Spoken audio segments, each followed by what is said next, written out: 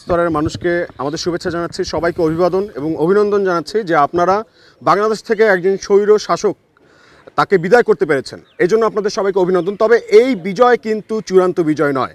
এখনও কিন্তু আমরা অনেক রকম ষড়যন্ত্রের মোকাবেলা করছি, অনেক ষড়যন্ত্রের মধ্যেই আছি বলতে পারেন। এখনও অনেকে অনেক রকম ট্র্যাপ আমাদের আশেপাশে বিছিয়ে রেখেছে। এই ট্র্যাপে কোনোভাবে পা দেওয়া যাবে না, এই ফাঁদে, শেখ হাসিনার ফাঁদে কোনোভাবে পা দেওয়া যাবে না। এটাই হচ্ছে সবচেয়ে গুরুত্বপূর্ণ বিষয়। তো এখন আপনাদেরকে তিনটা বিষয় আমি স্পেসিফিকভাবে বলতে চাই।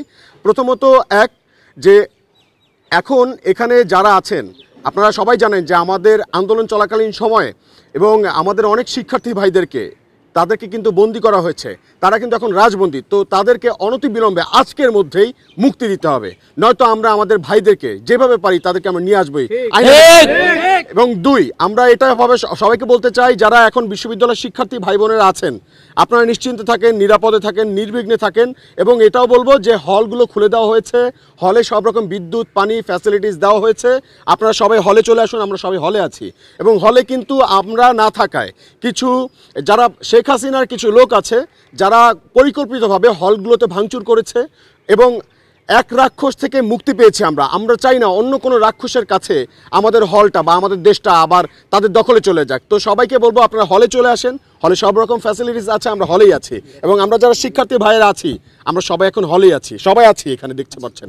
এবং আরও বলছি আমরা কিন্তু হল পাহাড়ে আছি সবাই। এবং আপনারা নির্বিঘ্নে চলে আসুন। আমরা বিশ্বাস করি যে আমাদের দেশটাকে আমাদের সুন্দর করে সাজাতে হবে, সুন্দর করে সংস্কার করতে হবে।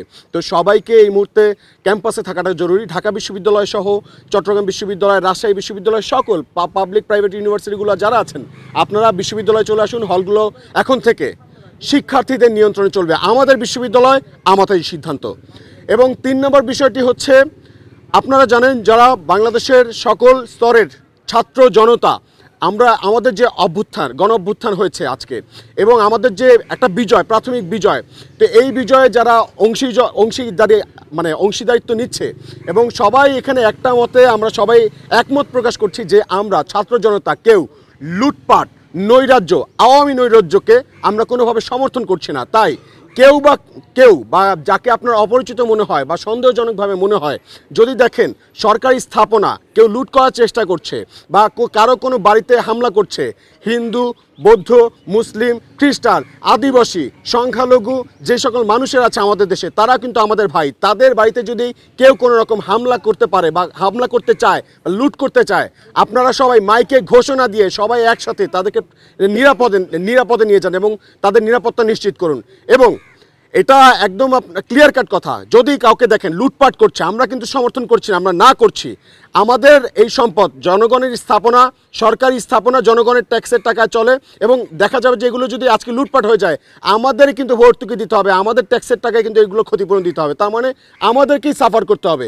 অতএব আপনারা প্রত্যেকে যারা স্থাপনা ভাঙচুর করার চেষ্টা করছে এবং রাস্তাঘাটে নৈরাজ্য করার চেষ্টা করছে, মনে রাখবেন এরাও কোনো না কোনোভাবে শেখ হাসিনার পাতানো একটা ষড়যন্ত্রের অংশীদার। তো এদেরকে সবাই আপনারা ধরে তারা সুন্দর করে আপনার নিকটবর্তী পুলিশ স্টেশন অথবা আর্মির ক্যাম্পগুলোতে আপনারা তাদেরকে নিয়ে যান যদি কাউকে সন্দেহজনক মনে হয়।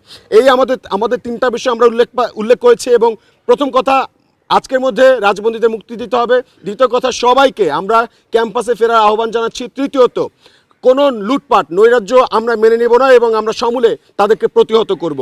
এবং আপনারা যারা আছেন সুন্দর একটা বাংলাদেশ গড়ার লক্ষ্যে সবাই রাজপথে থাকুন। আমাদের কিন্তু আন্দোলন এখনো থেমে যায়নি, আমাদের সংগ্রাম থেমে যায়নি, আমাদেরকে রাজপথেই থাকতে হবে। ধন্যবাদ সবাইকে।